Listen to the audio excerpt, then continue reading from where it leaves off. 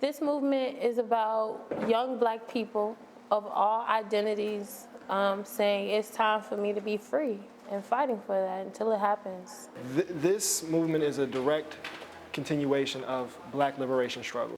24-year-old Damon Williams is part of BYP 100, the Black Youth Project, whose membership is restricted to those 18 to 35 years old. He's an organizer. So is 23-year-old Veronica Morris Moore. The group I'm a part of and a member of is Fearless Leading by the Youth. And FLY got started in 2007.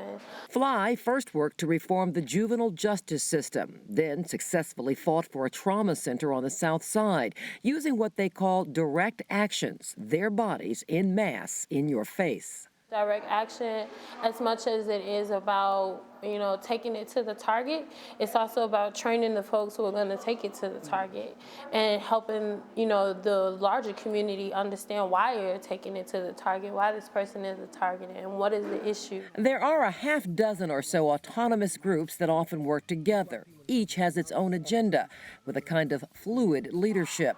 They use digital media to craft their message. Social media connects them, making them nimble and effective.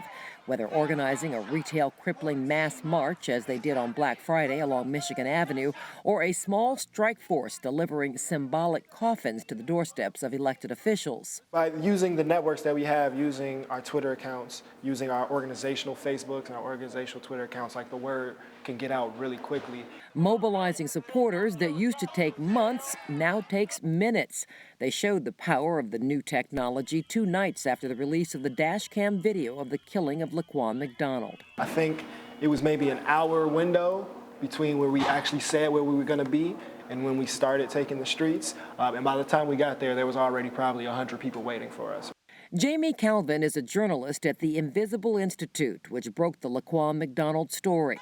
He praises the activists for managing a controlled, focused response to emotionally charged moments on the streets. So they're mostly not talking, as I experience it, about a narrow set of issues about police accountability. They're talking about the basic issues of racial inequality and exclusion in American life. We're really engaged in something that bears comparison with, say, South Africa emerging from apartheid. Sherry Runner, president of the Chicago Urban League, believes the new activists are seizing the spotlight at a critical time.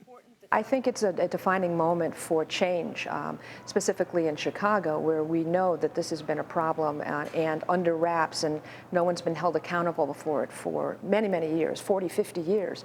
And it's a time, we've got the Band-Aid's been ripped off, and we know that we need to do something because we cannot continue to have these communities die like they are. The African-American activists are doing an amazing job. Daniel Hernandez, president of the Organization for Mexico, Latin America, and the United States, says his group at the College of DuPage has joined forces with the young Black activists. We came together to support our brothers and sisters in the African-American community, and we've been working with them through, through the whole month since after the rally, to continue finding ideas on how we can collaborate and how can we send our message of unity to our community. Hernandez's group and others formed a new organization called the Latino Coalition for Change. The movement now includes members on 4 college campuses. As part of their efforts, they collected and delivered water for the people of Flint, Michigan.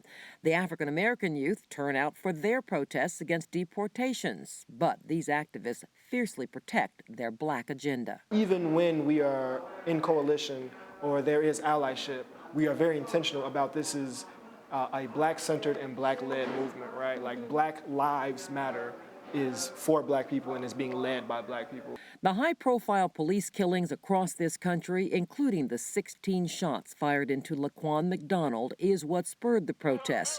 But now organizers are trying to use the momentum to force fundamental reform.